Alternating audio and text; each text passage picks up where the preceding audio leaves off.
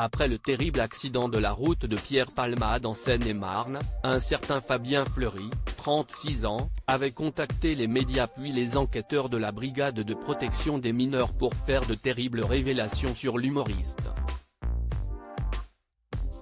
Celui-ci affirmait être en possession de vidéos montrant Pierre Palmade en train de regarder des images à caractère pédopornographique. C'est le même homme qui a comparu cette semaine devant le tribunal correctionnel de Paris pour s'expliquer sur les soirées chemsex qu'il organisait très régulièrement dans son appartement du boulevard Rochechouart, en plein cœur Paris. Dans le box des accusés, Fabien Fleury a vu défiler le récit de sa vie, son enfance sous l'emprise d'un beau-père violent, son train de vie de luxe, entre 5 000 et 7 000 € par mois, son boulot de communicant pour un sex shop, ses apparitions dans des films pornographiques gays, son job décor, mais aussi ses 2 condamnations pour escroquerie et sa maladie, le sida. Ont enfin été abordées l'orgie parisienne organisée chez lui du vendredi au dimanche soir, au cours desquelles se réunissaient des hommes chauds et sexy sous l'emprise de drogue de synthèse. Ce n'est pas un dealer de quartier, il ne vendait de la drogue que dans ses soirées, a soutenu son avocat, ajoutant, le but pour lui n'était pas de gagner de l'argent. Il souffre d'une addiction au sexe et à la drogue dans ce contexte d'orgie qu'il pratique pour oublier son mal-être. La justice a finalement tranché en faveur d'une lourde peine de 2 ans de prison dont 1 avec sursis ce vendredi 17 février 2023.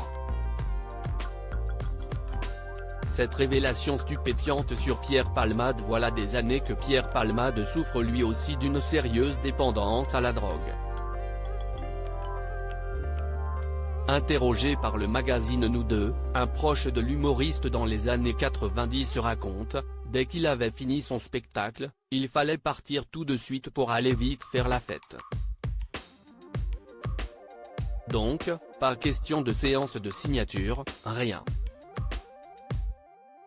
C'était direct dans la voiture pour aller au restaurant et ensuite en boîte. Et ce, dès fin 1989, début 1990. Il poursuit, et il a très vite été accro à drogue. Lors de la toute première tournée, il n'y touchait pas, mais dès la deuxième, il me demandait, embarrassé, si je connaissais quelqu'un pour lui en fournir. Et ça s'est amplifié avec le temps. Notamment lors d'une soirée à rallonge dans une boîte de nuit belge, il avait lancé un concours de celui qui allait rentrer le plus tard. Il est rentré à 23 h.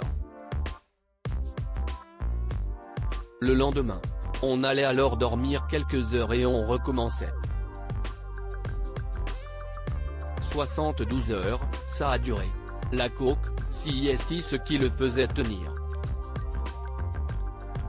Ça lui permettait de rester éveillé.